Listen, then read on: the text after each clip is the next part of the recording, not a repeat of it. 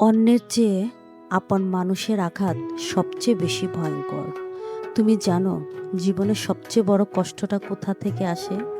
তা আসে অপরিচিত মানুষের কাছ থেকে নয়, বরং সেই মানুষগুলোর কাছ থেকে যাদের আমরা আপন বলেছিলাম, যাদের উপর আমরা নিজের মতো ভরসা করেছিলাম।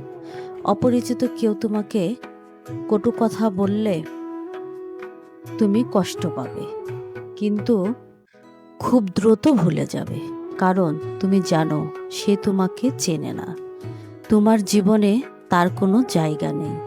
কিন্তু যখন সে একই কথা তোমাকে বলে, সেই মানুষ যার জন্য তুমি রাত জেগে অপেক্ষা করেছো, যার জন্য তুমি নিজের হাসি ত্যাগ করেছো, যাকে তুমি নিজের সব কিছু ভেবে নিঃস্বার্থভাবে ভালোবেসেছো, তখন সেই আঘাত বুকের ভেতরে তীরের মতো বিঁধে যায়। আপন মানুষের আঘাত ভয়ঙ্কর, কারণ সেই আঘাত শুধু হৃদয়ে লাগে না, আত্মায় গেঁথে যায়। তাদের একটিমাত্র কঠিন বাক্য, তাদের একটিমাত্র অবহেলা তোমাকে মুহূর্তে ভেঙে দিতে পারে। তুমি ভাবতে শুরু করো, আমি কি সত্যিই এত তুচ্ছ? আমি কি প্রিয় নই? আর ঠিক সেখানে থেকেই শুরু হয় আত্মসন্দেহ, মানসিক ক্লান্তি, একাকিত্ব। কিন্তু একটা কথা মনে রেখো, মানুষ যত আপন, তার কাছ থেকে আঘাত পাওয়ার সম্ভাবনা তত বেশি। কারণ তাদের কাছেই আমরা আমাদের দুর্বল দিকটা দেখাই। যে মানুষটাকে তুমি দূরে রাখো, সে তোমাকে আঘাত করার সুযোগ পায় না। কিন্তু যাকে তুমি একেবারে মন খুলে দিয়েছ, সে চাইলে মুহূর্তে তোমার পৃথিবীটাকে উলটপালট করে দিতে পারে। তবুও এই কষ্টই মানুষকে বদলে দেয়। এই আঘাতই শেখায় সবাইকে বিশ্বাস করতে নেই। ভালোবাসা মানেই নিজের সব কিছু বিলিয়ে দেওয়া নয়।